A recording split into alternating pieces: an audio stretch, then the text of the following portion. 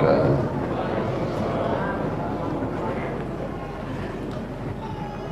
Alhamdulillahilladzi anzala as-sakinata fi qulubil mu'minin liyazdadu imanan ma'a imanihim. Asyhadu an la ilaha illallah wahdahu la syarika lah wa asyhadu anna Muhammadan abduhu wa rasuluh. Allahumma salli wa sallim wa barik wa an'im ala rasulina wa syafi'ina wa habibina wa qudwatina wa imamina Muhammadin sallallahu alaihi wasallam wa ala alihi wa ashabihi wa man tabi'ahu bi ihsanin ila yaumiddin. Ya ayyuhalladzina amanu taqullaha haqqa tuqatih wa la tamutunna illa wa antum muslimun. Rabbana hab lana min azwajina wa dhurriyyatina qurrata a'yun waj'alna lil muttaqina imama. Allahumma ij'alna muqimis shalah wa min dhurriyyatina rabbana wa taqabbal du'a. Amma ba'd. Saudara-saudariku, teman-teman yang dirahmati Allah Subhanahu wa taala, keluarga mukmin yang berbahagia. Syukur sekali kita dipertemukan Allah dalam Islam, dipertemukan Allah dalam persaudaraan, bertemu di rumah Allah untuk mengkaji kalam Allah yang merupakan sumber ilmu terbaik. Malam ini kita akan bicara sedikit tentang ayah kalian Ibrahim atau ayah kita Ibrahim. Saya ingin memberikan beberapa mukadimah, 3 atau 4 poin tentang tema kita hari ini. Yang pertama adalah Allah Subhanahu wa taala berfirman dalam surat Al-Hajj ayat 78. Surat tentang haji, dan kita tahu ini adalah bulan-bulan haji, dan kita tahu juga bahwa bulan-bulan haji itu penuh dengan nilai-nilai yang dicontohkan oleh Nabi Ibrahim alaihissalam. Berikut keluarganya. Ayat ini, di ayat 78 ini, Allah Subhanahu wa taala berfirman, a'udzubillahi minasyaitonir rajim, wajahidu fillahi haqqa jihadih wajtabakum wa ma ja'ala 'alaikum fid dini min haraj millata abikum Ibrahim huwa sammakumul muslimina min qabl. Allah berfirman, dan berjihadlah di jalan Allah dengan sebenar-benar jihad. Dia Allah yang memilih kalian, Allah yang langsung memilih kalian. Dan Allah tidak menjadikan di dalam ad-din ini, dalam agama ini ada kesulitan, sesuatu yang menyulitkan. Tidak ada di agama ini, yaitu millah, ajaran ayah kalian Ibrahim. Dialah Allah yang telah memberi kalian nama muslimin sebelum ini, dan seterusnya, masih terusnya. Saya hanya ingin mengambil satu kata yang menjadi judul kita hari ini, di mana Allah sendiri yang langsung menyebut millata abikum, ayah, ajaran ayah kalian Ibrahim. Millata abikum Ibrahim. Jadi Allah sendiri yang menyebut bahwa Ibrahim adalah ayah. Dan itu yang akan menjadi pembahasan kita malam hari ini, karena kita kalau membahas Ibrahim, alhamdulillah sudah banyak pembahasan. Kalau Idul Adha kita pasti akan membahas tentang tema korban. Begitu haji kita akan membahas tema dari mulai lempar jumroh dan segala macam. Dan itu semua benar. Begitu bicara tentang akidah, tauhid, kita bicara penghancuran patung-patung oleh Ibrahim di usia mudanya, dan itu benar. Tetapi nampaknya yang masih perlu didalami ternyata bahwa Allah dengan jelas menyebut Ibrahim sebagai ayah kalian, bahkan Ibrahim. Karena itu maka mestinya pembahasan Ibrahim sebagai ayah menjadi pembahasan besar untuk keteladanan rumah tangga. Walaupun yang hadir di sini ayah dan ibu, tapi sebenarnya pembahasan ayah selalu berhubungan dengan ibu. Ini pembukaan pertama ayat Al-Hajj 8. Yang kedua adalah Rasulullah Muhammad SAW di dalam hadis, dan ini kita juga semua tahu, mengajarkan kepada kita tentang adzkar sabah wal masa, zikir-zikir pagi sore.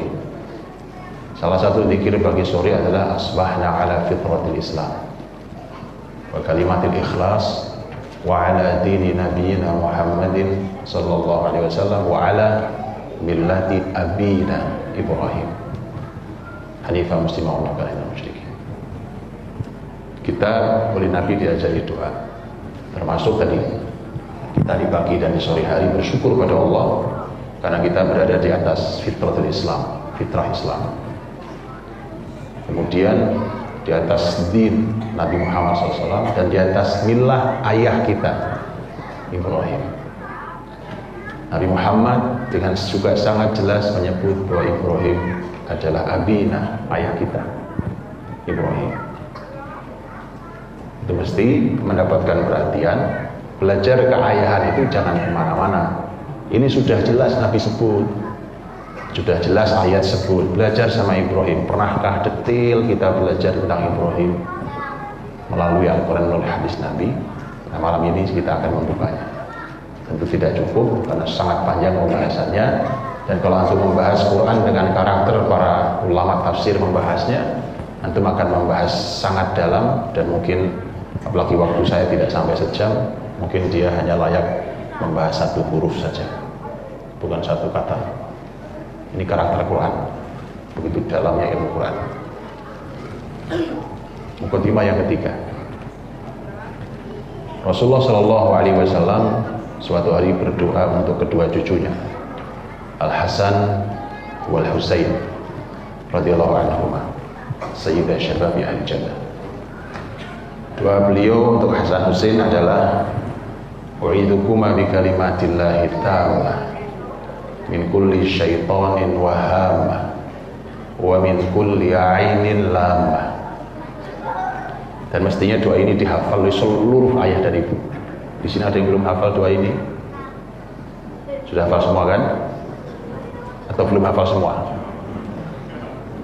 Antum cari doanya, karena doa ini luar biasa dan sangat kita perlukan hari ini. Saya terjemahkan hati supaya antum semangat untuk menghafalnya, karena nggak sulit, tapi manfaatnya sangat luar biasa buat kita. Lihat, Nabi berdoa, aku memintakan perlindungan untuk kamu, karena waktu itu anaknya yang didoakan Nabi dua, Hasan Husain, untuk kamu berdua. Aku mintakan perlindungan untuk kamu berdua dengan kalimat-kalimat Allah yang sempurna. Dari tiga hal. Satu, dari gangguan setan. Lihat, generasi itu kalau jauh dari setan, bapak ibunya enak didiknya. Kenapa bapak ibunya melotot terus? Kenapa bapak ibunya susah banget tarik urat tiap pagi? Karena temannya setan. Dan nanti boleh lihat bagaimana pendidikan Imran, pendidikan Maryam, pendidikan ibunya Maryam pada Maryam. Kalimatnya sangat jelas. Salah satu pembahasannya itu silakan dibahas, karena itu bukan pembahasan kita ya, silakan dibahas bahwa Allah SWT menyampaikan salah satu kunci mendidik generasi yang muda, nah menjadi muda adalah kalau dilindungi dari setan generasi ini. Makanya jangan pernah akrab dengan setan, karena menyulitkan generasi kita. Di rumah tidak boleh ada kebiasaan setan masuk rumah kita, itu membuat rumah tangga susah, sulit. Mendidik generasi sulit. Kebiasaan setan jangan dilakukan, sekecil apapun itu yang mungkin diremehkan kebanyakan orang, jangan pernah dilakukan. Itu mempersulit mengarahkan generasi. Ya, maka Nabi lihat, satu dari gangguan setan, yang kedua dari binatang, binatang yang membahayakan. Kalau kebayang di zaman Nabi Shallallahu Alaihi Wasallam, binatang itu mungkin ada singa, ada serigala. Ternyata hari ini nyamuk pun jadi masalah. Binatang sekecil itu jadi masalah besar. Karena itulah maka kalau harimau kita kelihatan besar, serigala kelihatan gede, lah nyamuk. Maka dari itu doa ini luar biasa. Apalagi hari ini, ya, namanya virus dan karu-karuan. Subhanallah. dibaca, cari doanya, dihafal. Doakan itu untuk anak-anak karena Rasul dulu mendoakan untuk cucunya. Dan yang ketiga, ini lebih kelihatan lagi yang ini. Wa min kulli ainin lama, dari ain. Dari semua ain, masalah ain. Ini sering orang tidak paham pembahasan ain, tolong dipelajari ain. Ya, tolong dipelajari ain. Sampai Rasul pernah mengatakan, lihat kalimat Rasul tentang ain. Kalau ada sesuatu yang bisa mendahului takdir, maka itu ain. Jadi kalau sampai ada sesuatu yang bisa mendahului takdir Allah, itu cuma ain, walaupun tidak ada yang mendahului takdir. Artinya sampai segitu kuatnya ain itu merusak. Mata ini ada yang sebagian pandangan mata itu bisa mencelakai, merusak sesuatu. Dan itu nyata. Dan kita harus tahu pembahasannya. Tahu-tahu anak antum sakit, gak ada sebab, gak ada apa. Tahu-tahu hilang apanya, barangnya hilang, ya. Tahu-tahu apa, tahu-tahu rusak, Salah satu yang disebut adalah tema ain. Lihat, ini 3 doa Nabi Muhammad SAW kepada cucunya Hasan dan Husain.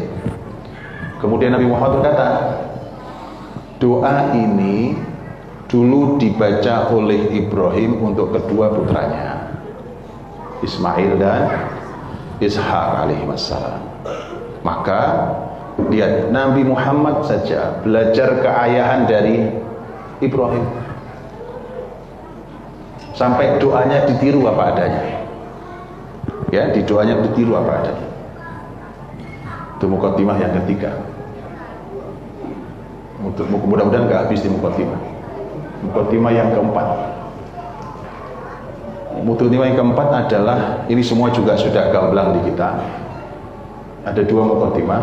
Yang keempat ini sebenarnya kalau dibagi 4 dan 5 ada 5 mukaddimah. Tapi kalau digabung jadi 2. Bahwa orang yang setiap hari didoakan oleh seluruh orang beriman di muka bumi dengan cara disolawati hanya 2 nabi.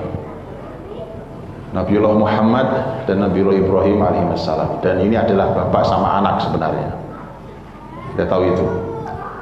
Tetapi yang disolawati ternyata bukan cuma 2 nabi ini, tetapi berikut seluruh keluarganya.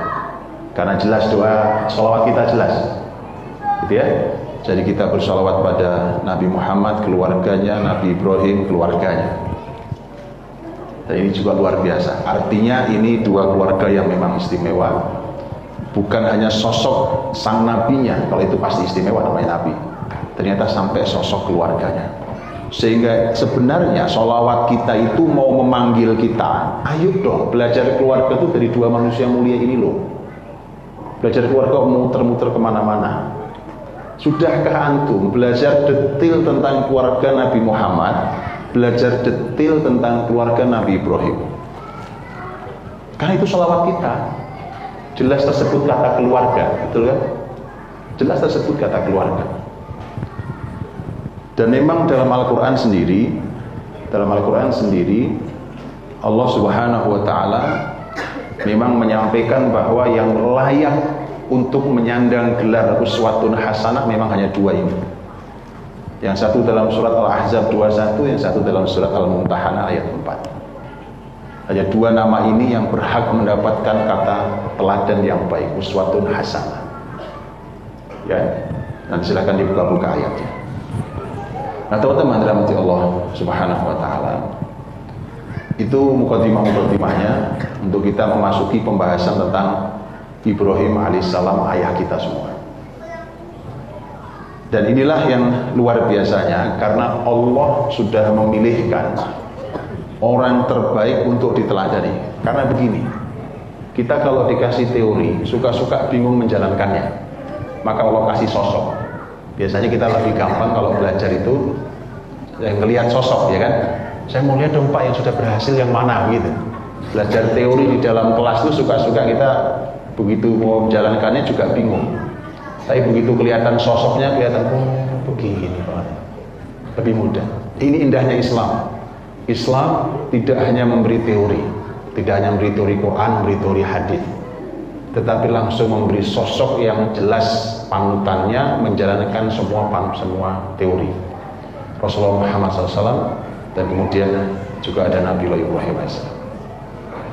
Nah, teman-teman keluarga mukmin yang dirahmati Allah Subhanahu wa taala. Kita ingin membahas tentu tentang berpusat hanya tentang ayah kita Ibrahim alaihissalam. Dan ini menjadi pelajaran-pelajaran istimewa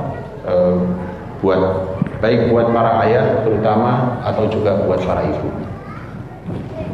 Yaitu kita akan membahas dari beberapa ayat dan nanti teman-teman tolong dibuka, mungkin sudah pada baca. Ini hadis Nabi SAW diriwayatkan oleh Abdullah bin Abbas radhiyallahu anhu, ada dalam Sahih Bukhari. Hadisnya panjang sekali, bertutur tentang Ibrahim alaihissalam, Sarah, Hajar, kemudian Ismail sampai ke Mekah. Sudah pernah baca? Sudah pernah baca belum? Oh belum, antum harus baca. Karena ini pelajaran, kalau kita mau potret, ini pelajaran keluarga utuh sekali, panjang sekali hadisnya. Keluarga utuh sekali. Jadi kalau kita bersolawat tentang Ibrahim dan keluarganya, di sini ada pelajaran tentang keluarga banyak sekali. Nanti mau saya bacakan sebagiannya. Ya, sebagiannya mau saya bacakan. Baik, teman-teman dirahmati Allah Subhanahu wa taala. Saya ingin memulai dari mungkin dari runtutan hadis itu, baru nanti kita masuk ke ayat. Karena kalau ayat itu, teman-teman, ayat itu susunannya memang mukjizat, tetapi suka tidak berurut. Berurut maksud saya tidak kronologis rangkaian peristiwa kayak sejarah. Kalau sejarah itu kan dari 1, 2, 3, 4, 5, 6, 7 kan gitu. Kalau Quran tidak, Quran bisa acak gitu, bolak-balik, loncat sana, balik lagi, dengan hikmah yang Allah mau. Ada hikmah mukjizat di baliknya. Saya kasih contoh supaya antum jelas. Nanti kalau antum buka tentang Ibrahim di surat Al-Baqarah, doa Nabi Ibrahim, nanti antum buka dari mulai 124 dan seterusnya, antum buka. Dalam doa itu Nabi Ibrahim berdoa, Rabbi ja'al hadza baladan amina. Ya Allah, jadikan negeri ini aman. Yang di dalam surat Ibrahim ayat 35, Ibrahim berdoa, Rabbi ja'al hadzal balada amina. Ya Allah, jadikan negeri ini aman. Doanya kelihatannya sama, terjemahannya memang sama, tetapi ditafsirkan ulama beda. Ditafsirkan ulama berbeda. Al-Alusi, Abu Hayyan Al-Andalusi dan seterusnya para ulama menafsirkan ayat ini berbeda-beda. Kelihatannya sama. Betul ya? Antum bisa buka nanti di Al-Baqarah.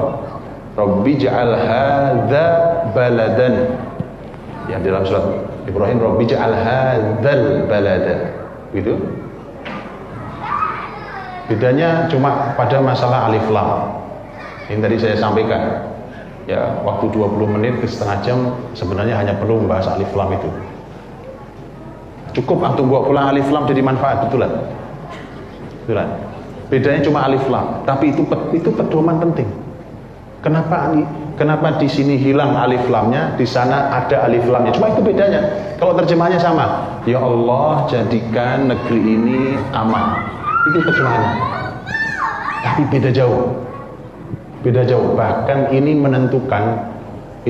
menentukan doa Ibrahim kok sama. Ini tidak sama. Karena ini Ibrahim berdoa di waktu yang bedanya jauh sekali.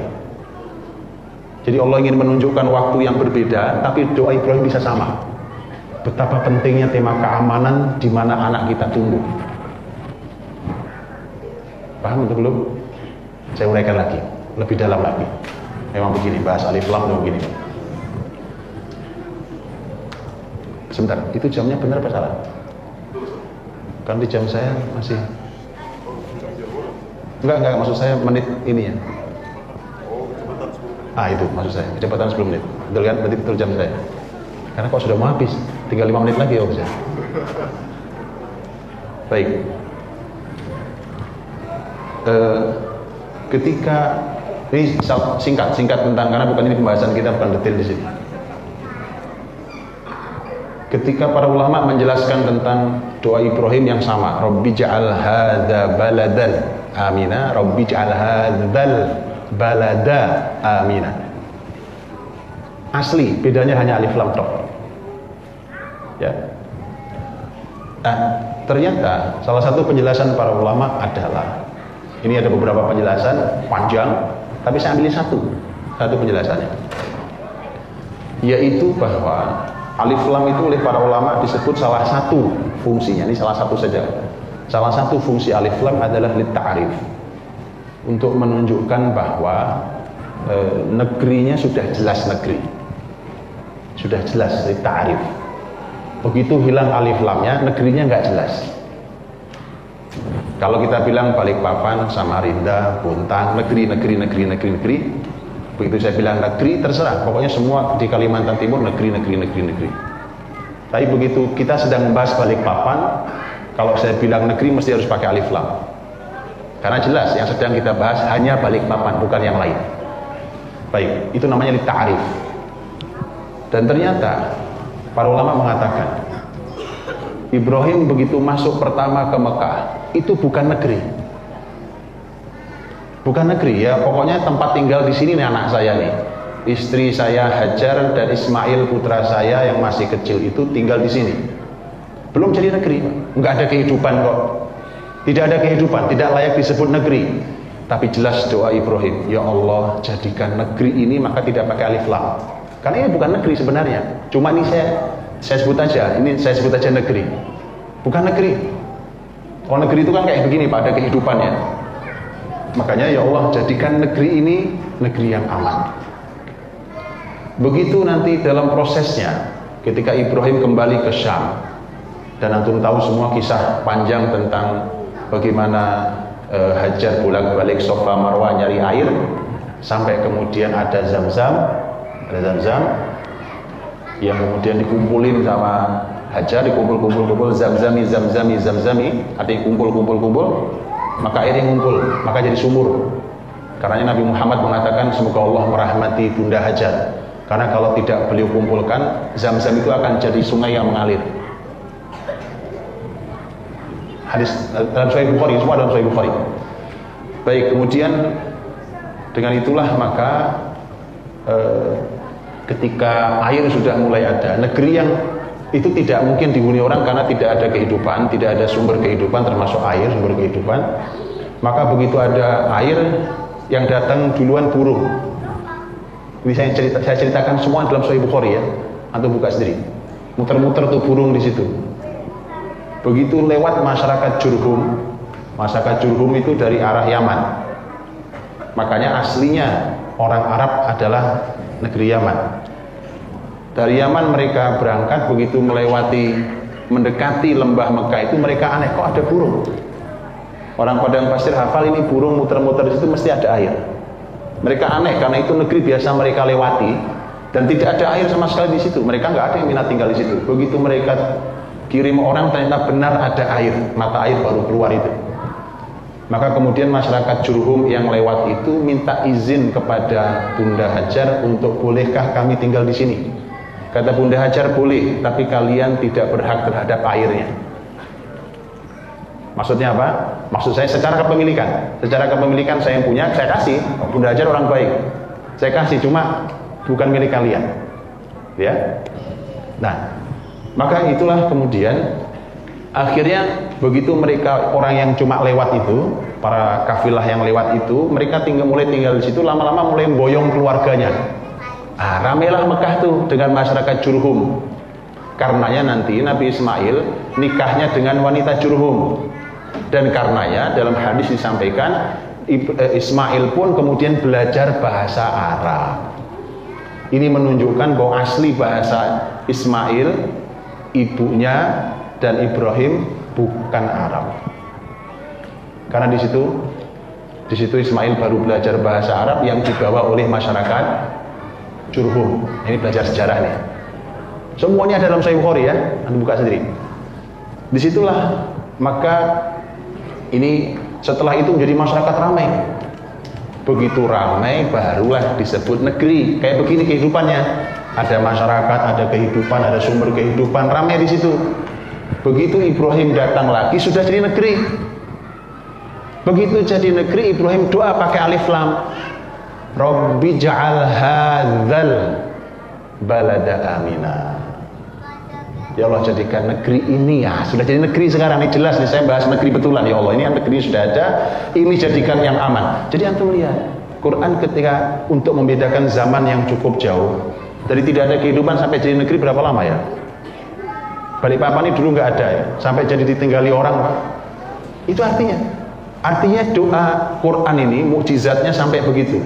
Untuk membahas sebuah zaman yang jauh dibedakannya hanya dengan alif lam. Itu mukjizatnya Quran. Alif lam saja menunjukkan waktu yang panjang. Tetapi yang menarik adalah namanya mendidik anak.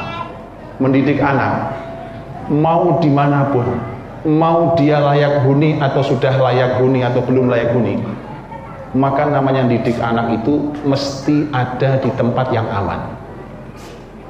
Aman itu maknanya dia anak di situ tumbuh dengan sangat nyaman.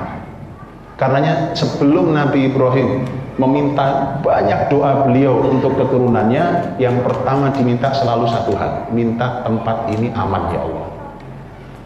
Generasi kita tidak akan pernah bisa tumbuh baik di tempat yang tidak aman dan nyaman.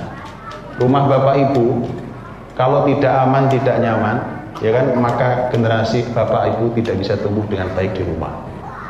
Jadikan rumah itu nyaman, tempat yang aman, tempat yang nyaman, sehingga nyaman. Kalau bahasa Rasul Muhammad SAW, wal yasa'uka baituk, hendaknya rumahmu cukup untuk menampungmu. Ngerti maksudnya? Rumah antum itu, rumah antum umpamanya gede rumahnya, ya kan? Rumahnya gede banget. Umpamanya rumah antum ukurannya 1000 meter. Ya, gede rumahnya. Masih berikut halaman gede besar ya kan? Oke. Besar rumah antum, tapi kalau keadaannya tidak nyaman di rumah, itu anak nggak betah di rumah. Bapaknya kalau pergi juga nggak pengen pulang, ibunya kalau pergi sekalian. Anaknya juga sama. Kenapa? Karena tidak nyaman untuk dipulangi. Kalau rumah Anda surga, tidak ada yang tidak rindu pada kepulangan ke surga. Tapi karena rumah neraka, siapa yang ingin pulang ke neraka? Gak ada yang pulang ke neraka. Maka dari itu harus menjadi surga rumah itu. Sehingga bahasa Rasul Muhammad tadi, hendaknya rumahmu cukup untuk menampungmu, itu maknanya bukan ukuran luas berapa kali berapa, tapi rumahmu memang membuatmu betah. Jadi betah di rumah itu salah satu ciri keberhasilan pendidikan rumah tangga. Antum catat penting itu. Cuma urusan betah di rumah, jadikan tolong ukur teman-teman. Betulan, betah di rumah itu tolong ukur. Itu kalimat Rasul Muhammad SAW sampai segitunya. Dan Ibrahim mengisyaratkan tentang negeri yang aman, karena disitulah anaknya tumbuh.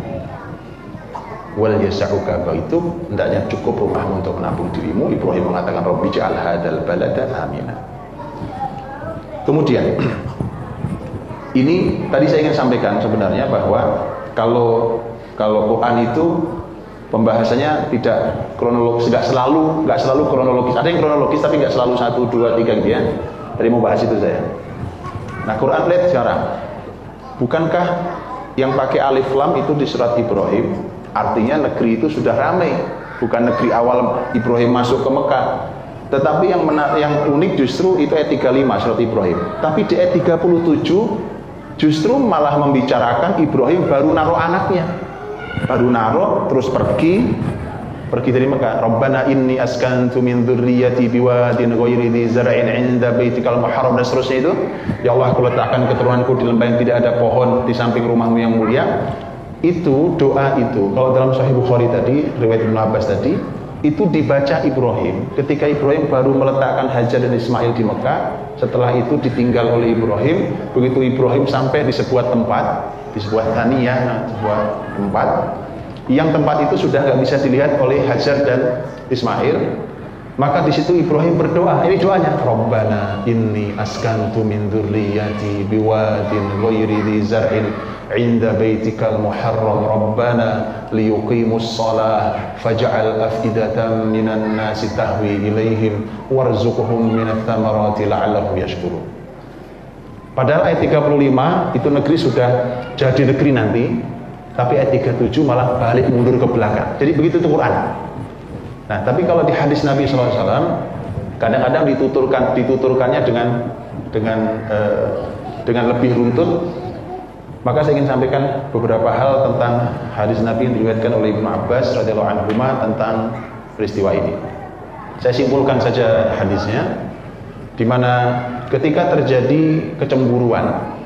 Jadi ketika belajar Ibrahim alaihissalam, ternyata antum akan dapat pelajaran pertama adalah pelajaran kecemburuan. Di hadis itu pelajaran pertama antum dapat pelajaran memanage kecemburuan. Gak gampang loh kadang-kadang, ya kan, memanage kecemburuan. Dan bukankah pelajaran yang juga detail sama bisa antum dapatkan ketika kita belajar ke rumah tangga Rasulullah Muhammad SAW, kecemburuan antar istrinya. Jadi mohon belajar, para bapak belajar, para ibu belajar. Gimana? Saya tunjukkan. Karena bukan cuma bapak yang harus belajar mengatasi kecemburuan istrinya. Karena Allah ciptakan bahwa perempuan punya perasaan lebih besar dan itu kelebihan buat perempuan sesungguhnya. Tetapi juga harus belajar, para wanita juga harus belajar tentang kecemburuannya. Kenapa? Karena Rasulullah Muhammad SAW menyampaikan, wanita itu kalau lagi cemburu tidak bisa membedakan mana atasnya lembah, mana bawahnya lembah. Ngeri gak Pak? Ngeri Pak. Itu bisa loncat, dia pikir atas lembah, taunya jurang. Itu kalimat Rasul Muhammad loh, tentang kecemburuan itu. Dan subhanallah, Nabi menyikapinya tidak sama. Dari cemburu ke cemburu itu ternyata beda. Jadi para laki-laki harus bisa membedakan ini cemburu yang jenis apa. Pernah bedakan Pak, cemburu jenis apa? Harus belajar. Karena kecemburuan itu mesti ada. Mesti ada. Harus belajar ke keluarga Nabi Ibrahim dan keluarga Nabi. Nah, lihat. Keluarga mulia. Ini keluarga paling mulia. Ternyata kalau cemburu ya bisa sangat buruk. Makanya juga gini, mohon bapak-bapak sabar, saya menasihati diri saya sendiri juga, ya kan? Dan para ayah semua di sini, mohon sabar Pak menghadapi cemburunya istri. Jangankan istri kita, istri para nabi, bahkan nabi paling mulia yang kita sholawati setiap hari ini, dua nabi mulia ini, itu begitu cemburu bisa sangat buruk keadaannya. Iya, jadi mohon disabari Pak. Ya kalau ada piring pecah sedikit nggak apa-apa Pak, mohon disabari, betul. Saya cerita betul, karena ini kejadian di Rasul Muhammad SAW. Antum tahu kejadian kecemburuan Bunda Sarah dan Bunda Hajar ini sampai buruk loh, sampai memburuk loh Pak. Kecemburuannya sampai memburuk. Jadi di riwayat itu sampai disebutkan. Antum tahu, saya pernah dengar sampai seburuk apa? Belum pernah dengar.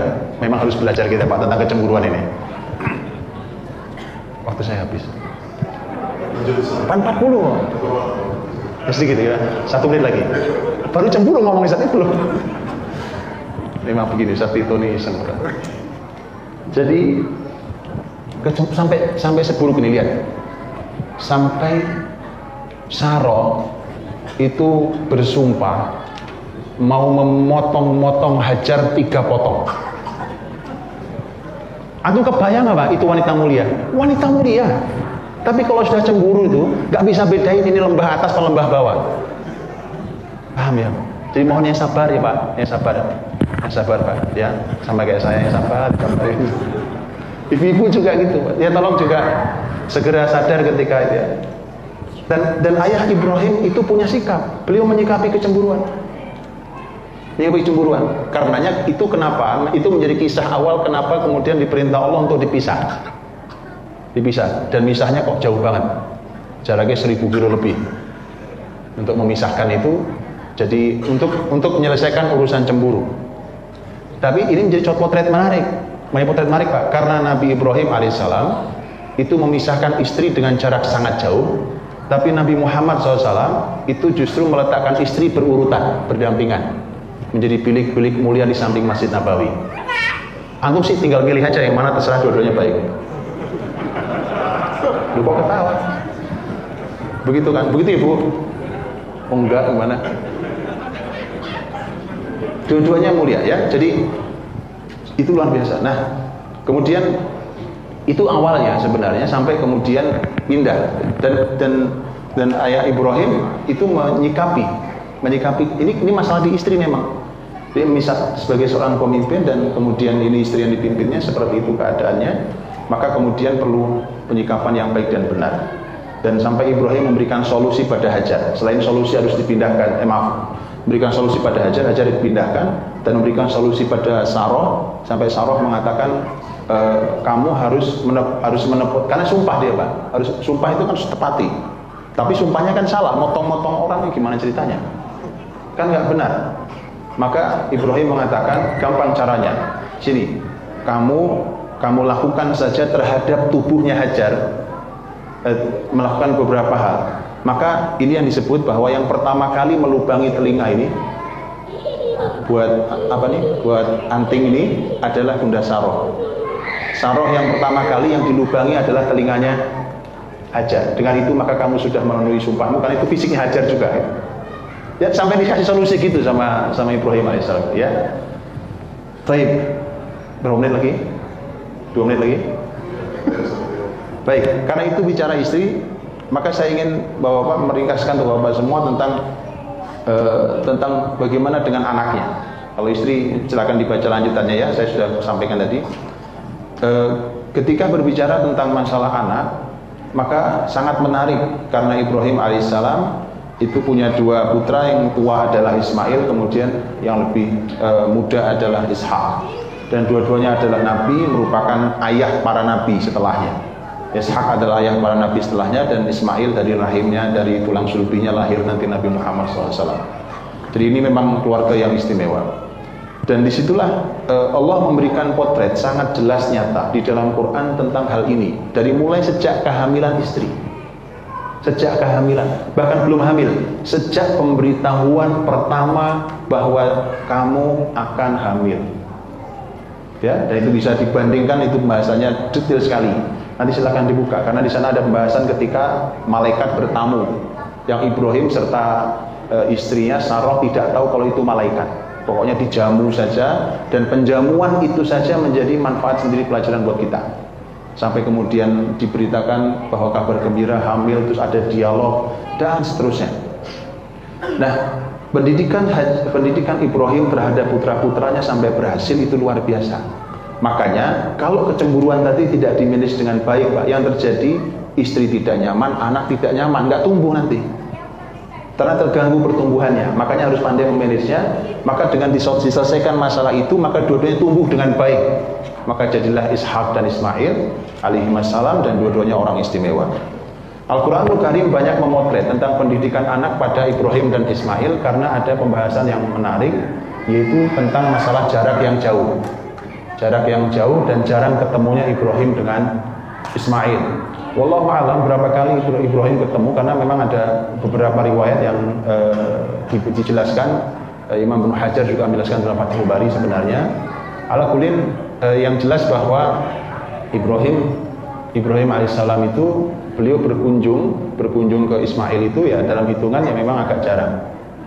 Tapi karena Quran juga memberikan potret yang seperti itu, bahwa mengisyaratkan tentang pertemuan yang jarang. Nah, ketika pembahasannya begitu, maka ada 2 poin. Ini sebagai penutup kita, 2 poin tentang terutama mereka para ayah yang sibuknya luar biasa. Belajarlah dari Ibrahim, sekaligus para ibu harus tahu apa yang harus dilakukannya. Ya, saya mulai dari para ayah. Ini ada 2 poin. Poin 1 adalah poin ketika sang ayah tidak sedang bersama anak-anaknya dengan kesibukannya di luar sana. Poin yang kedua adalah ketika ayah sedang kembali bersama anak-anaknya. Pertanyaannya apa yang harus dilakukannya? Belajarlah pada Ibrahim, itu jawabannya. Begitu memang. Saya kasih sedikit. Tapi antum buka sendiri, karena nggak ada waktunya. Waktu saya habis tadi. Saya diburu-buru waktu ngomongin. Begitu berbicara tentang masalah ketika jauh, lihat tadi, Ibrahim meninggalkan Ismail alaihissalam, itu Ibrahim melepasnya dengan doa. Ingat tadi? Begitu Ibrahim pergi, sampailah di sebuah tempat, yang tempat itu Ibrahim tidak lagi terlihat oleh istrinya dan anaknya. Dia pergi meninggalkan doa. Rabbana inni dia yang doanya luar biasa. Pertama ada keluhan Ibrahim. Karena biar gimana pun, Masya Allah, meninggalkan keluarga itu masalah besar. Kalau yang masih berpikir normal. Karena banyak yang sudah tidak berpikir normal hari ini. Keluarga menjadi barang yang dianggap tidak penting sehingga dikorbankan dengan cara apa saja. Oke, maka dia meninggalkan doa dimulai dengan keluhan. Setelah tema keluhan, maka Ibrahim memastikan bahwa pendidikan anak itu mesti harus sampai ke masjid Allah, inda baitikal muharram. Ini surat Ibrahim ayat 37 ya. Bahwa bisa jadi tidak layak huni, tapi yang penting sampai ke masjid. Sampai ke masjid. Jadi pastikan kalau nyari rumah bukan hanya masalah view-nya bagus, tempatnya hijau, seger, bukan cuma itu, tapi pastikan di mana masjidnya. Karena generasi ini tidak tumbuh baik kecuali di masjid. Inda baitikal muharram. Setelah itu Ibrahim berdoa tentang masalah, sebenarnya doa sebelumnya ayat 35 masalah tauhid. Kemudian setelah berikutnya lagi adalah masalah ibadah. Rabbana liyuqimus shalah. Jadi doa. Jadi antum juga harus tahu doa apa urutannya.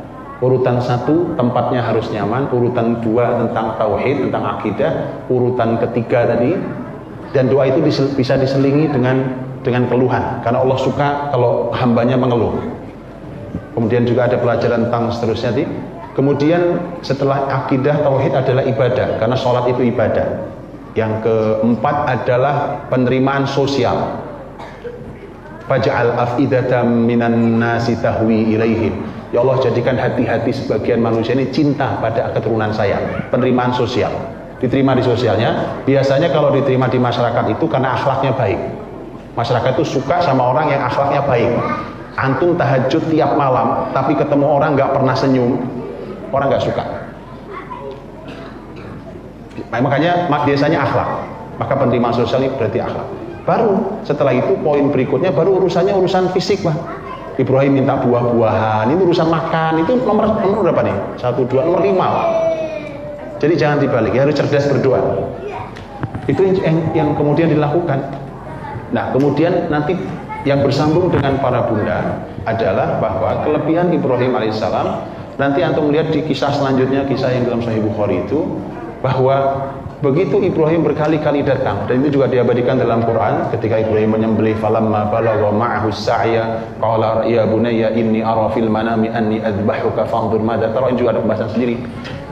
Kemudian ketika nanti Ibrahim datang, kemudian kisah Ismail yang sudah punya istri itu, sekali istrinya Ismail nggak ada, dan sampai Ibrahim minta, udah pesen sama suamimu, sampaikan salamku kepada suamimu dan katakan ghayyira atabatabik, ya kan, tolong suamimu ganti apa tuh namanya, pintu awal, pintu naik itu ya, di bagian depan itu tolong ganti itu bagian depan pintu itu, suruh ganti.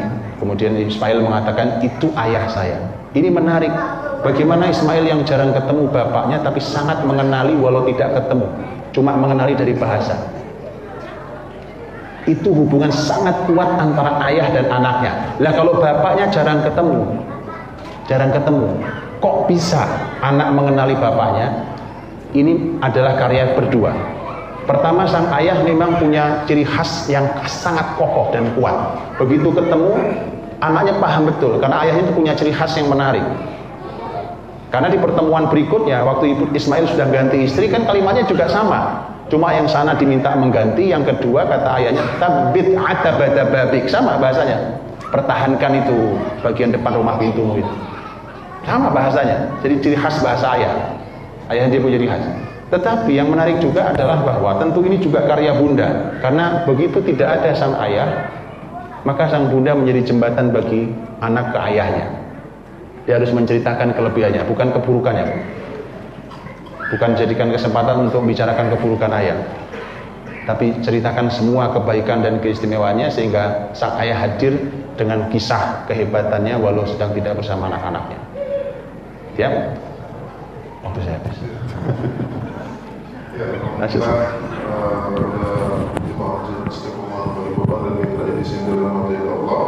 Jadi telah kita dengarkan tentang sebuah kisah Ibrahim, bisa kita ambil dari Nabi kita Ibrahim. Dan untuk pertanyaan itu di depan sudah ada mic ya, di sebelah kiri. Untuk ibu bagian akhwat ada satu, bagian Isman ada satu. Ada yang bertanya dari apa dulu sekarang? Dari bapak-bapak. Oke, baik. Nah, sebelum lanjut ke pertanyaan ini, ada sebuah pertanyaan Ustaz. Tadi kan ya, tadi ada sebuah kisah tentang bagaimana Nabi Ibrahim itu mendoakan anaknya dari bahaya ain, Ustaz. Bahaya ain. Dan juga tadi salah satu syarat atau hikmah tentang agar anak ini tumbuh dengan baik itu adalah dengan tinggal di tempat yang aman, Ustaz. Seperti itu. Nah, bahaya ain tadi seperti Ustaz bilang itu masabaqatul ain, itu maksudnya mendahului takdir. Kira-kira ada cara lain nggak, Ustaz, dari Nabi Ibrahim juga bisa kita tiru selain dari doa untuk anak agar terhindar dari ain? Tentu nanti pembahasan tentang ain, umpamanya khusus pembahasan ain, teman-teman juga harus membahas detail ain itu. Bayangkan betapa pentingnya ini sampai beberapa ahli ilmu itu menulis buku sendiri khusus tentang ain saja. Satu buku sendiri hanya tentang ain saja. Begitu pentingnya ini, walaupun ini memang nggak pernah kita pelajari sayangnya. Nah, kalau masalah mengatasi itu semua juga ada panduannya di dalam Islam. Sebagian tadi disampaikan oleh Nabi Ibrahim, nanti sebagian yang menyampaikan Nabi Muhammad. Makanya zikir-zikir kita, sebagian zikir kita itu bermanfaat untuk menjaga dari ain. Makanya melakukan zikir pagi sore umpamanya, atau zikir bahkan zikir setelah sholat segala macam, itu nanti sebagian zikir itu nanti Anda bisa pelajari di pembahasan ain secara detail. Itu salah satunya untuk menjaga dari ain. Ain itu sumbernya adalah ada dua. Satu, mata yang sangat takjub, sangat kagum pada sesuatu, kemudian lupa berzikir pada Allah, lupa menyebut nama Allah. Anak bapak ibu pokoknya cantik sekali, ganteng sekali, gitu. Orang lihat sampai kagum sekali, Anda harus hati-hati. Karena orang yang sangat takjub kagum itu ketika tidak mengucap zikir pada Allah, subhanallah, masya Allah, tabarakallah, menyebut nama Allah, maka itu kekuatan matanya bisa merusak yang dia lihat.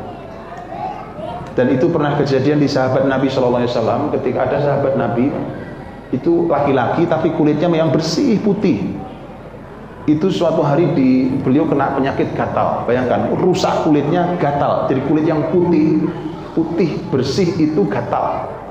Kemudian karena nggak ketemu kok seperti ini parahnya, datang ke Rasul. Ya Rasulullah, kok saya begini? Nabi SAW mengatakan, siapa yang terakhir melihatmu ketika kamu buka badanmu? Maka diumumkan di hadapan sahabat. Karena ini perlu cari solusinya. Ternyata ada seorang sahabat, ketika ditanya dia mengatakan betul. Waktu terlihat dia buka badannya gitu, kekaguman dia terhadap bening kulitnya itu sampai luar biasa. Nah itu kemudian itu bisa menimbulkan penyakitnya. Maka Nabi ngasih solusi waktu itu. Ini bagian dari pembahasan ain. Pokoknya waktu itu Nabi mengatakan, sudah, kamu yang memandang dia wudu. Nah air wudu itu yang kemudian dipakai untuk membasuh dan seterusnya. Itu masuk semua ada di ain. Atau yang kedua adalah ainun hasid. Ain hasid adalah mata orang yang hasad. Kalau tadi orang yang takjub, kalau ini adalah orang yang hasad. Ada hasad dalam diri sangat kuat pada Anda, begitu melihat hati-hati. Itu ain, gitu ya. Ini silakan dipelajari lanjut. Allah Rasul. Ya, alhamdulillah. Kemudian lanjut ke pertanyaan saya, Pak. Assalamualaikum warahmatullahi wabarakatuh. Assalamualaikum warahmatullahi wabarakatuh. Yang saya ingin tanyakan Pak Ustaz. Barakallahu. Tadi Bapak Ustaz menjelaskan bahwa keluarga atau anak-anak kita itu harus senang di rumah, ya. Maksudnya terasa di rumah. Yang ingin saya tanyakan sekarang tanda kutip bahwa keluarga anak itu terasa di rumah apabila ada fasilitas macam-macam. Lalu dia jinak di rumah gitu. Terus yang ingin saya tanyakan, gimana ya kalau misalnya keluarga Rasulullah atau Ibrahim yang keluarganya dulu mungkin ada contoh-contoh yang mungkin ada bisa kelasan di rumah, senang di rumah gitu, kalau dengan keluarga gitu, itu tips-tips yang bisa kita pelajari. Assalamualaikum warahmatullahi wabarakatuh. Pertama adalah bagaimana caranya agar anak ini merasa di rumah terlepas dari berbagai macam fasilitas. Yang kedua dari rumah, ibu, masalah cemburu, ya. Tapi mungkin beliau berserta. Baik, kalau anak-anak senang dengan permainan itu fitrah anak-anak, Pak. Anak cucu Nabi pun bermain, anak cucu sahabat pun bermain. Dan Al-Quran pun menyebut bahkan anak-anak Nabi Yakub pun bermain. Jadi bermain itu memang fitrah anak-anak, memang fitrahnya anak-anak. Hanya memang kita harus belajar tentang permainan ini dalam pendidikan Islam semestinya kayak apa. Kesalahan kita hari ini adalah selalu bahwa permainan itu satu mesti mahal, satu mesti membeli, dua mesti harga mahal, atau bahkan kalau tidak membeli kita harus pergi ke tempat yang kita juga perlu tenaga, perlu waktu, perlu uang. kita ini suka lupa, Pak. Lupa. Mungkin Bapak Ibu yang seumuran saya, waktu masa kecilnya masih sangat bahagia dengan alam ini. Betul, Pak? Betul. Anak-anak kita sudah kehilangan bahagia. Kehilangan bahagia, Pak. Makanya saya sering kali sampaikan, kenapa waktu saya tulisan saya di parentingnabawiyah.com saya tulis ayo hujan-hujanan. Wallahi, Pak, itu bahagia yang sudah dikebiri oleh para orang tua hari ini. Itu adalah hak anak-anak yang Anda rampas. Tidak ada yang bisa mewakili keberkahan air hujan itu. Anak-anak itu Masya Allah, kalau mandi hujannya Anda temani, maka itu tidak pernah ada duanya. Karena bisa jadi dia di tempat lain, di rumah mbahnya, di rumah omnya, rumah tantenya, mau hujan-hujanan dilarang. Dia pasti pengen pulang ke rumah. Karena dia tahu kalau di rumah pasti mandi hujan sama ayah. Luar biasa, Pak. Kita ini selalu PR kita tadi, karena kita selalu kalau mainan itu mesti beli dan mesti makan. Kenapa? Wong Nabi itu kuda-kudaan sama cucunya. Asal cucu naik ke sini kan seneng banget. Anak naik ke punggung bapaknya seneng sekali. Kita bisa bermain, bahkan dengan peralatan yang sederhana apa adanya, dan alam ini disediakan untuk kita bersenang. Kita bisa bermain di situ, untuk bersenang di situ dengan cara yang halal. Begitu ya. Jadi Anda boleh beli mainan, tapi tadi tolong bahwa permainan itu bukan selalu harus mahal, harus selalu ada fasilitasnya. Antum tahulah berapa sih ukuran rumah Nabi SAW? Satu istri itu berapa sih luas kamarnya? Cuma sekamar, kan? Ukuran cuma sekamar. Berapa sih luas Fatimah dan Ali rumahnya? Di sana ada Hasan Husain di sana, ya cucu Nabi SAW. Kecil rumahnya, tapi mereka nyaman di rumahnya. Nyaman di rumahnya, ya kan? Nah itu yang harus kita pikirkan, bahwa kalau anak-anak senang bermain, itu memang sudah fitrah mereka. Tapi Masya Allah di rumah mereka bisa bersama kita, bisa bersama yang ada, ya kan? Ya, dan saya minta tolong dihindarkan gadget. Ini permainan yang sama sekali tidak mendidik yang ada di sini. Di komputer Anda, di laptop Anda, di tab Anda, di handphone Anda tidak mendidik. Buang itu. Buang semua permainan dari sini, Pak. Ini tidak mendidik dan menjadikan anak Anda bermasalah dari semua sisi. Mereka bermain dengan ini semua menjadi masalah. Baik, tidak ada lagi di rumah permainan ini mulai malam ini. Betul, buang semua permainan di semua peralatan elektronik Anda. Kalau ada PS segera dikubur dalam-dalam. Gali, kubur, kemudian takbiri 4 kali. Kubur maksudnya, ada mati itu sudah selesai. Ya, karena nggak ada tempatnya, tidak ada tempatnya di rumah kita permainan seperti itu yang membuat mereka jadi salah dalam bermain, Pak. Daripada antum bermain di gadget main bola, ayo kita main bola beneran. Dan itu silakan diuji nanti. Begitu Anda yang biasa main di gadget, Pak, silakan ketika ini tidak ada, begitu anak buka, umpamanya kok nggak ada mainannya, semua komputer nggak ada mainannya, di laptop nggak ada, semua nggak ada. Lihat, nanti antum perhatikan, ketika tidak ada permainan di sini, lihat mereka mulai akan bermain dengan cara mereka dan sangat kreatif. Kreatif itu mahal. Kalau di sini yang kreatif yang buat, Pak, yang pintar, yang dapat duit yang buat. Tapi kalau itu anak Anda akan jadi anak kreatif. Lihat kreatifnya. Kursi yang ini digeret, ditarik, digeser, yang di atas turun ke bawah, bawah naikin ke atas, ya kan? Ini tarik pecah, puang, ya kan? Ini mereka nulis di papan tulis ditulis penuh, menarik sampai ke tembok. Oh, indah sekali, indah sekali. Itu yang benar. Itu yang benar, ya. Allah Akbar. Jadi disediakan fasilitas yang membangkitkan kreativitas anak. Jangan sampai nanti mamanya melarang anaknya main gadget, tapi mamanya sebelum main gadget juga, ini masalah. Nah, jangan main itu, mamanya main Pokemon Go. Nah, ini masalah. Ada pertanyaan lagi, Pak? Saya dari Bapak. Dari ibunya mau ada pertanyaan?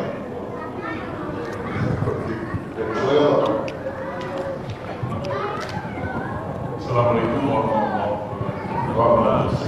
Waalaikumsalam warahmatullahi wabarakatuh.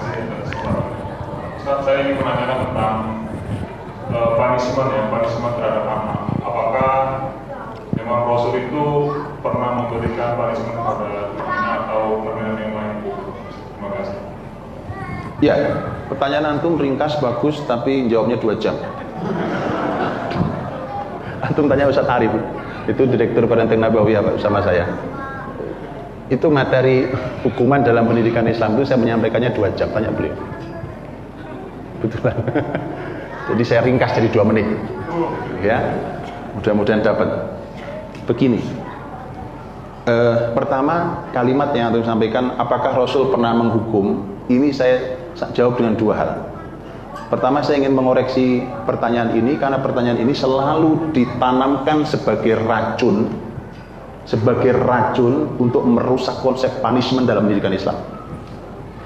Oleh para trainer ini ditanamkan sebagai racun karena begitu membahas tentang umpamanya menghukum sampai memukul dalam pendidikan Islam, kemudian oleh para trainer pendidikan, oleh para ahli pendidikan hari ini dikatakan, tapi Rasul kan nggak pernah mukul, Rasul kan tidak pernah nyambuk, dan seterusnya. Antum lihat, ini kalimat racun. Dia tidak sadar, mereka ini tidak sadar bahwa mereka menghina Nabi. Kenapa menghina Nabi? Lihat Pak, saya saja, orang yang bukan siapa-siapa ini, kalau saya mengeluarkan kalimat, saya mencoba komitmen dengan kalimat yang saya keluarkan. Ini Rasul keluarkan kalimat loh. Sekarang Anda katakan itu, seakan Anda ingin katakan bahwa Nabi tidak sama antara ucapan dan perbuatan. Itu penghinaan luar biasa pada Nabi kita SAW. Nabi orang paling komitmen terhadap kalimatnya. Sangat komitmen terhadap kalimatnya. Adapun kenapa Nabi tidak pernah mukul? Memang anak-anak tidak layak dipukul. Wah, anaknya soleh-soleh kok dipukul? Anak soleh dipukul. Loh, kalau anak hari ini, nah itu Pak, mungkin ada yang layak dipukul. Dan jangan salah, bahwa hukuman bukan cuma mukul. Makanya saya juga tulis kan, silakan dibaca, setangkai anggur untuk pendidikan. Kisah setangkai anggur untuk pendidikan saya tulis. Saya tulis dan nanti bisa baca kisah setangkai anggur itu 2 sahabat, kisahnya dua-duanya adalah anggur dan dua-duanya dijewer Nabi. Jewer punishment. Sampai Nabi mengeluarkan kalimat, "Hei, anak yang gak amanah," sambil dijewer. Itu kalau di dunia hari ini itu dianggap teror psikologi. Teror psikologis. Dianggap begitu. Atau melihat, tapi ini Rasul, hasilnya luar biasa. Silakan baca, salah satu sahabat dijewer adalah Nu'man bin Bashir. Sahabat Nu'man bin Bashir yang meriwayatkan hadis innal halala bayyin wal harama bayyin wa bainahuma umurun mushtabihat dan seterusnya. Yang halal jelas, yang haram jelas, di antara keduanya ada yang syubhat dan seterusnya. Sahabat Nu'man bin Bashir radhiyallahu anhu itu pernah dijewer Nabi waktu kecil. Begitu. Ya. Nah, yang kemudian yang kedua, tadi Mas ini jadi racun, Pak. Yang kedua bahwa apakah Nabi pernah melakukan punishment? Iya, tadi buktinya Nabi pernah jewer. Nabi pernah memaksa, dan ini sering saya sampaikan, Nabi pernah memaksa untuk mengeluarkan korma dengan paksa, dengan jari beliau yang dipaksa dimasukkan ke mulut cucunya yaitu Hasan. Karena korma yang dimakan adalah korma sedekah. Dan Nabi katakan, apa kau tidak tahu nak wah Hasan, bahwa kita ini keluarga yang tidak boleh makan harta sedekah. Karena Nabi dan keturunannya tidak boleh makan harta sedekah. Dikeluarkan paksa itu buat anak. Antum kan? Itu ketegasan yang luar biasa. Mungkin jadi menjadi sebuah punishment buat sebagian mereka. Keinginannya sudah mereka nikmati itu ternyata dipaksa untuk ditarik. Anda tahu, anak Anda sudah biasa main handphone, tiba-tiba Anda putuskan tarik handphonenya. Punishment bukan? Punishment. Dan itu dilakukan Nabi terhadap Hasan, padahal Hasan masih kecil saat itu. Nah, tinggal kemudian antum harus pelajari bahwa punishment itu kapan diberikan, sebesar apa, hukumannya jenisnya apa, kapan harus berhenti menghukum, urutannya seperti apa, itu semua harus dipelajari. Saya ringkaskan sebagai penutup satu kalimat untuk tema punishment adalah, ini disampaikan menarik di salah satu buku pendidikan Islam, bahwa yang namanya hukuman itu dalam pendidikan Islam itu sesungguhnya seperti obat. Hukuman itu kayak obat. Kalau nggak sakit ya nggak dikasih obat. Paham ya? Kalau nggak sakit dikasih obat, malah bahaya. Betul kan? Malah bahaya. Satu. Yang kedua, yang namanya obat itu ada tahapannya, Pak. Kalau cuma baru demam apa anget-anget badannya, janganlah antum kasih apa yang langsung ngebom antibiotik, bahaya. Dia mesti punya tahapan. Kalau memang pada level yang sangat tidak mungkin, kecuali harus amputasi kakinya. Itu namanya sesuai dengan keadaannya. Antum paham itu? Ini obat begitu. Kemudian yang juga tentang tema ini adalah yang bisa memutuskan dia berhak diobati dengan apa, dengan kadar berapa adalah mesti seorang dokter atau seorang ahli kesehatan. Betul kan? Makanya antum harus jadi ahli itu. Karena di rumah ada anak-anak kita, antum harus ngerti yang begini ini hukumannya apa ya. Kayak yang begini ini hukumannya sampai level mana. Dan seperti apa, bagaimana caranya, dan seterusnya. Ya, dipelajari. Ini ringkasan. Wallahu a'lam bishawab. Jadi intinya memang ada sabda dari Rasulullah SAW, tapi memang ada amalnya sendiri. Dan ini pertanyaan terakhir. Saya seorang guru di SMK Negeri di Balikpapan. Di sekolah saya ada beberapa anak yang memiliki penyimpangan LGBT. Bagaimana mengatasi persoalan tersebut? Bahkan tidak sedikit sebagian dari mereka dimanfaatkan oleh komunitas LGBT Balikpapan untuk gabung di komunitas tersebut. Mohon solusinya. Ya, teman-teman, ini harus melibatkan orang tua, bapak ibu guru. Kalau nggak bisa ngatasi sendiri nih. Kenapa? Lihat, Rasul sampai mengatakan dalam ini tentang tema mereka yang punya penyimpangan seksual ini, itu sampai Nabi SAW mengatakan usir mereka dari rumah kalian. Antum pernah dengar hadisnya? Akhrijuhum min buyutikum. Usir mereka dari rumah, sampai begitu loh, Bang. Tapi memang harus antum pahami dengan baik hadis ini. Tentu setelah antum melakukan semua treatment, pengobatan, upaya untuk ini segala macam, oke. Setelah itu, ketika memang juga tidak manfaat, maka jangan sampai di rumah ada korban berikutnya. Maka Nabi sampai bilang usir dari rumah kalian. Itu detail dibahas oleh para ulama. Artinya, sekolah nggak bisa sendiri, mesti melibatkan rumah. Dia mesti duduk sekolah dengan orang tua, panggil orang tuanya, kemudian duduk diskusi, kemudian kita buatkan perencanaannya. Nah, perencanaan seperti apa itu harus didalami dalam Islam seperti apa? Ya, kalau ada ilmu hari ini yang coba bicara, umpamanya, yuk kita tanya, Islam membuka, kita tanya, kemudian kita cocokkan dengan syariat, cocok apa tidak, tentang bagaimana mengatasinya ini. Ya, dan salah satunya yang harus juga dipahami bahwa penyakit ini, karena ini penyakit buruk sekali, ini penyimpangannya sudah luar biasa, tidak normal, sudah sangat tidak normal, ya kan? Yang hari ini coba untuk dinormalkan, dalam tanda kutip. Ya, tidak, ini abnormal yang dianggap normal hari ini, ya, dan mulai banyak orang tidak normal itu, maka ini memang harus disadarkan bahwa tidak normal sebenarnya. Karena kalau ini diakui sebagai sesuatu yang biasa, normal, bahkan ini adalah kebebasan berekspresi, ya kan?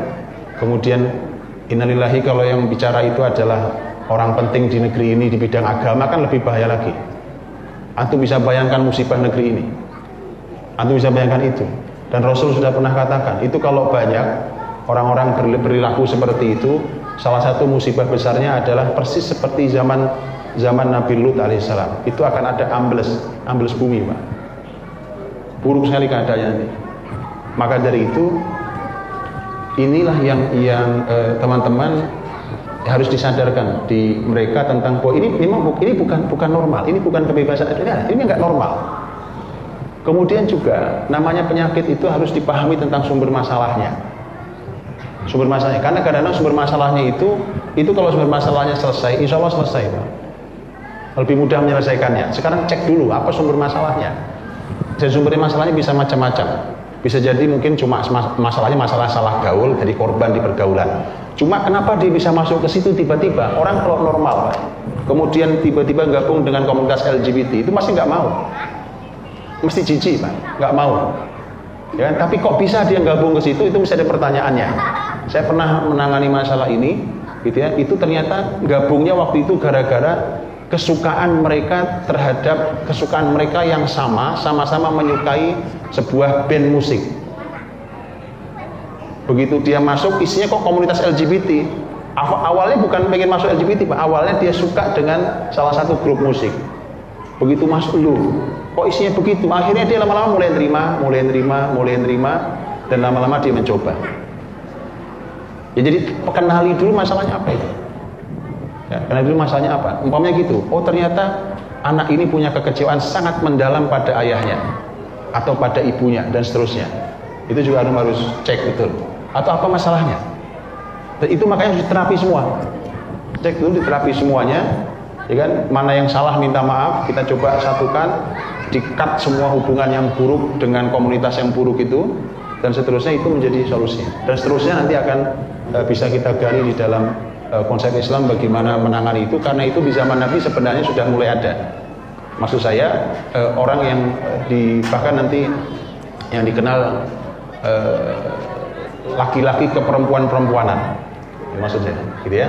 Bukan pola yang seperti hari ini, tapi itu saja tidak boleh dalam Islam. Laki ya laki beneran, ya kan, perempuan ya perempuan betulan. Ya, jadi nggak ada laki setengah perempuan. Laki-laki KW itu nggak ada, Pak. Dia mesti laki betulan, perempuan ya perempuan betul. Ya, begitu. Ringkasnya dikomunikasikan dengan baik dengan keluarganya dan pelajari lebih detail bagaimana solusi dalam Islam.